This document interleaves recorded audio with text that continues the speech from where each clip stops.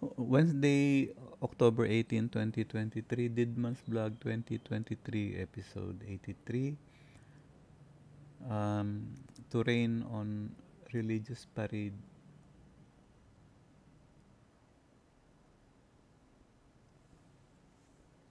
First episode bali niya sa bagong series natin.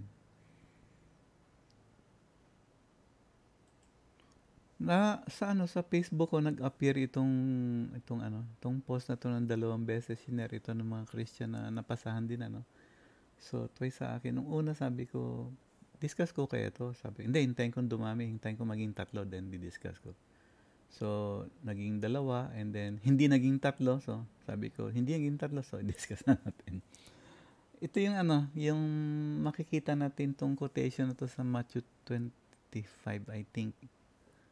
Diniscuss na natin to sa episode 77.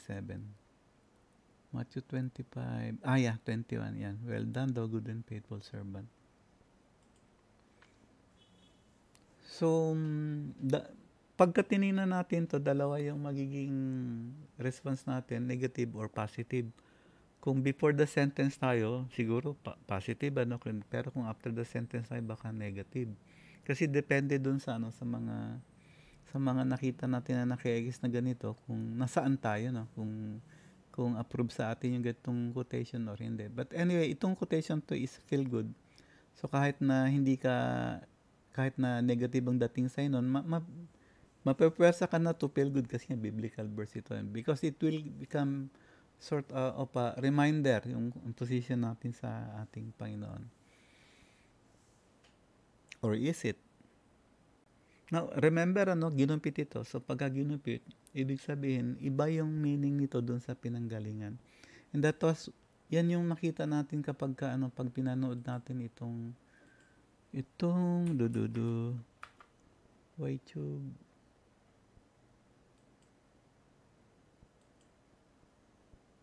Ito, hindi yan. 82 yan eh. Doon tayo sa 83. 2023, no? Episode 83 tayo ngayon. So, dito sa, episode 77, yung Parable of the Talents. So, kinuha yan doon sa Matthew 25, which is the Parable of the Talents, yung ating inano sa atin ng Panginoon. So, before we discuss din, dahil halimbawa sa atin positive to, but there will be someone na medyo ma-open sa ganitong posting, but not publicly, no? So privately ma-open siya. So in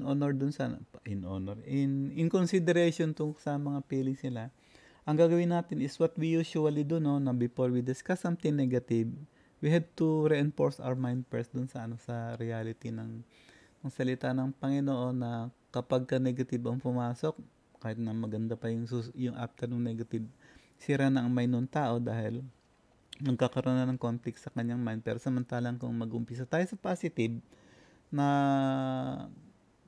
ang purpose kasi ng positive ay to improve our thoughts, para pagpasok nung negative, hindi na tayo matatalo ng negative. Maintindihan na natin ngayon what the Bible really teaches. So, well done, good and faithful servant. Ang naalala ko kasi, no, yung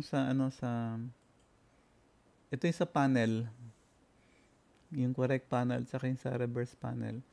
Ngayon, pagdating sa biblical truth, tatlong bagay ang nais na matutunan natin, yung wisdom, knowledge, and understanding. So to us, pag hindi natin pinag-iisip, para sabihin natin na parang pareho lang, pero to understand it better, we will use itong traditional funnel na to. Wisdom will be under here. Understanding will be sa middle part, and then knowledge will be dun sa upper part. What is knowledge? Ito yung all knowledge that we could gain, lahat na truth, either negative or positive knowledge, no? Either good or bad knowledge, ito iniipon natin dito. And then pagdating sa yung understanding is alin ba ang maganda, alin ang pangit, no? So i-understand natin yan. And then pag wisdom natin is yung sundin lang natin yung maganda, yung pangit hindi natin sundin. So we then have wisdom. Ito yung ano na application na nung process ng pagkuha ng knowledge at saka ng understanding. Okay? So, the same thing din sa sa Bible, pagka mag-aaral tayo sa salita ng Panginoon. We do it yung systematically, Old and New Testament, wala tayong tinatabi. Kasi mostly sa mga Christian, they will emphasize more on the New Testament, not the Old Testament. Well, the Jew, yung Judaism, will emphasize more on the Old Testament and fully reject yung sa New Testament. So hindi both sides, kalahati lang alam. Pero sa atin, we do not choose kung ano yung tama. We do not choose kung sino yung pag-aaral, kung anong pag-aaral natin, kundi we instead choose both. We studied the Old Testament and then we studied the New Testament. Now, in so doing, halimbawa, ang emphasis ng Old Testament mga Jew is isa lang ang Diyos kasi ang nakalagay sa Old Testament, there's only one God. Sa Shema, Then pagdating sa New Testament, sabi naman ng mga Christian, tatlo ang isa nga ang Diyos pero tatlo yung persona, Trinity.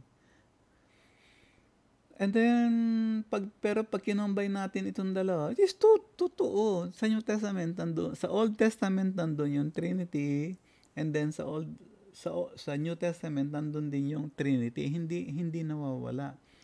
Yung sinasabi na sa Shema na there's only one God, of course we understand now na nung yung kinukot nila is what Jehovah said unto them, na isa lang ang Jehovah. Sinasabi, isa lang ang tatay. Okay? Hindi tatlo yung tatay. Sabi, isa lang yung tatay. So, pagpasok kayo doon sa New Testament, kaya naintindihan ka agad ng mga Christian kasi si Christ nagpakilala bilang anak.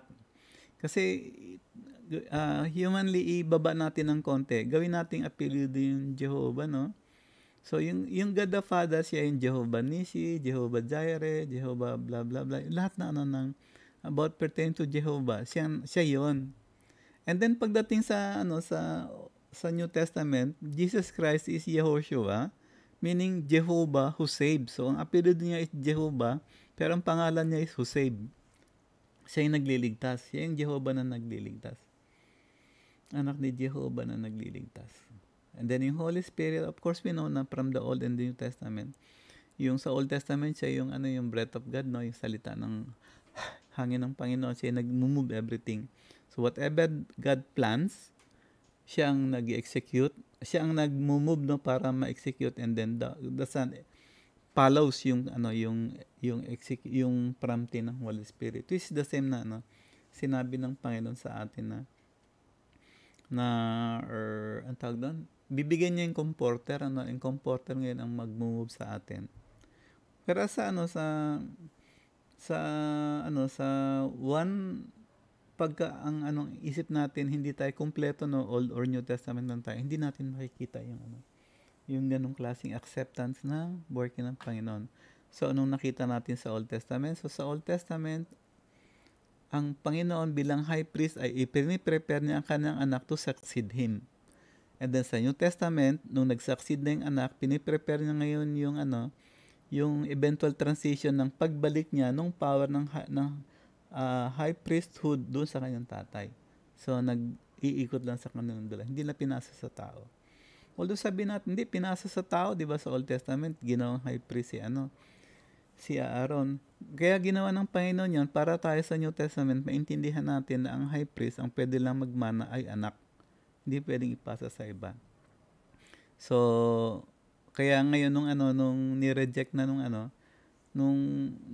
makikita natin sa Old Testament, at saka yung bago pumasok yung New Testament, ang ating Panginoon nang inoffer, hindi siya inoffer doon sa altar, kundi inoffer siya doon sa cross, sa labas ng Jerusalem. At ang nag-sacrifice sa kanya ay yung tatay niya. Sabi hindi, mga tao tatay niya ang nag-offer. Kasi nga, yung tatay lang pwede mag-sacrifice ng anak. No more. Kaya ngayon tayo, anak tayo ni Kristo. So, tayo ngayon yung sakripisyo. Yung sinasabi niya ng present your bodies as living sacrifice, So, ang sacrifice natin, tulad ni Kristo kung paano siyang sumusunod sa tatay niya, tayo ngayon sumusunod kay Kristo. So, ganun lang yun. Simple, pero deadly. Okay, so naintindihan natin ngayon. Yan ang ano, yan ang positive na pag-strengthen natin sa mind natin. So pagdating ngayon dito sa ano sa post na to, ang emphasis no nag-post nito ay yung servant, yung third line. So there are three lines ano, yung well done, and then second line yung my good and faithful, and then third line servant. So ang emphasis na ito sa servant sa position. And God is never siya concerned doon sa position na ginagawa natin. Concerned lang siya doon sa ano. Concerned lang siya doon sa gagawin natin, yung ating attitude, yung good ba tayo at saka faithful. Doon siya masaya sa atin. Hindi siya masaya na tayo servant. Kasi ito, lumalabas ito, no? Hindi siya masaya kung tayo pastor, kung bishop, Pero masaya siya kung tayo servant. But come looking for ito na different angle, ibig lang sabihin nito sa iba, no? Na no matter what your position is, basically, you're still a servant. So, iba lang yung ano mo, yung ministry, but you're a servant. And then, being good and faithful, dapat gawin mo to ng maayos. So, again, position pa rin yun. Ang emphasis natin is dun sa second line, good and faithful. When can a Christian be good and faithful? When he is obedient. Hindi kung siya ay pastor, kung bishop, evangelist yun. Pagka, good ka kasi, saka faithful ka kasi, pastor ka, bishop ka. Hindi. Good and faithful ka kung ikaw ay obedient. Kasi ang daming pastor, bishop, evangelist, preacher, missionary, teacher, singer, worship leader, na disobedient, hindi sumusunod sa Diyos. After lang sila dun sa purihin sila ng ng mga member nila, or ginagatasan nila yung mga member nila para suportahan yung kanilang vision na magkaroon ng malaking congregation, no? Mega church. Sabi nyo, good, no, it's not. Bad pa rin yun kasi nga, using people yun. Hindi sila good and faithful kasi ang ibig sabihin ng good and faithful is obedient. So, kung obedient ka sa Panginoon, saan ka obedient? Doon sa ano? Saan ka obedient? Doon sa 10 Commandments. Yan, dito ka obedient sa 10 Commandments ng Panginoon. Kasi ito lang yung binigay ng Panginoon na dapat nating sundin. So, hindi na natin babalikan yung doktrina ng ng mga Jew, no? Kasi sabi nila, good deeds, kinakailan magkaroon ka ng good deeds para maligtas. So, sabi ni Pablo sa atin you cannot get saved by good deeds. You can be saved only by obedience dun sa 10 Commandments. When you accept by faith yung ginawa ng Panginoong Hesus sa iyong buhay. Kasi ang sabi niya nga, alam ng Diyos na tayo ay asa ilalim ng kasalanan. So, pag tinanggap natin si Kristo, ina-acknowledge natin na mahal tayo ng Diyos. God first love us. And then, we therefore love Him. Doon sa second commandments. We love Him and keep His commandments. Dahil ligtas na tayo, nakilala na natin siya bilang tagapagligtas. So, papasok na and then the other verses. So, yung mga particular studies natin dito, balikan nyo na lang yung vlog. So, hindi ko na ulitin dito. Balik tayo dito. Okay. So, ang emphasis will be on the second line. Ngayon, bakit alam natin na the emphasis on the second line? Kasi nga dito sa yung discussion natin sa parables of the talent. Dito kasi na-discuss yung yung different kinds of, different kinds of parable. Different number of talents na ibinigay ng Panginoon na merong 5, merong 2, at merong 1. So, panoorin nyo na lang to, pero ang ko rito, ang pinaka summary nito, yung 5, ito yung naka-receive ng 5, ito yung Christian na faithful na alam niya na yung first 5 commandments. So, natutunan niya yung the other 5 commandments. Kasi yung first 5 commandments, ito yung relationship niya sa Diyos. So, na-develop niya in full. Therefore, pinagpala siya ng Panginoon, ibig sabihin ng presence ng Panginoon sa kanya, para matutunan niya yung the next, yung being faithful to others, loving others. And then, itong nabigyan ng 2 commandment, parable, talents, ito yung binigyan ng 2 commandment, yung nabasa na, na-discuss ko sa inyo yung 1 and 2, ito yung nabigay sa kanya, so natuto siya ng 3 and 4 pa. Okay? Ito yung trick kasi yung sabi niya, dala niyo yung pangalan ko, huwag niyong sisirain. Huwag kayong gagawa ng kasalanan. Huwag kayong gagawa ng kasalanan ngayon para hindi tayo gumawa ng kasalanan, sundin natin yung utos niya. So, balik sa Ten Commandments. And then, yung Sabbath day, no? Mag-Sabbath kayo. Ibig sabihin, mag-day off kayo. Kasi may pamilya tayo, no? Kinakailang kasama rin tayo sa pamilya sa, ano, matuto sila sa ating Panginoon. So, huwag ka mag-work. Pagka nag-work ka kasi ng Saturday, sabi niya, Diyos mo yung ano, yung pera, hindi mo ako Diyos kasi hindi natin sinusunod. Ngayon, yung nabigyan ng 2 talents, yan, natutunan pa niya yung 3 and 4. Tulad ko nung nauna, no, natuto yung isa ng 1 hanggang 5, so natuto pa siya ng 6 hanggang 10. And then yung last, nabigyan lang siya ng 1 talent, ito yung hindi pa ligtas. So, hindi pa siya saved. So, ang kailangan niya lang ay ang makilala ang Panginoon bilang kanyang tagapagligtas.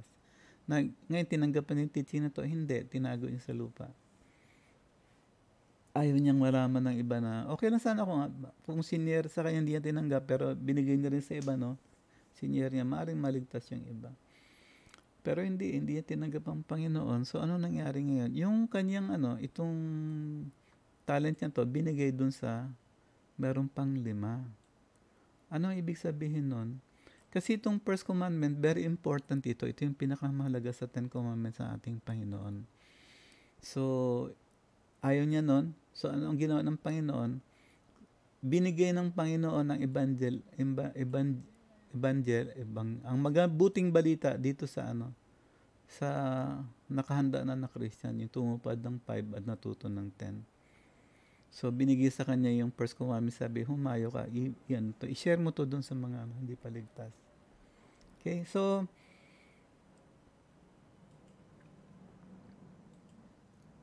emphasis natin will be on done. Okay, so, ang pagpo-post ba ng ginto is good or bad? Sa akin good, kasi nung nakita ko to, then I was able to discuss with you yung kung ano yung gusto ng Panginoon sa kanyang na siya ay kinakailang sundin natin.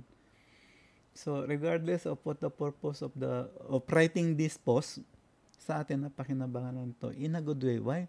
Because we started doon sa sa positive, and we did not discuss yung negative side nito, which I will not discuss kasi okay na sa akin na ituro yung tama. Bakit ko pa ituturo ang mali?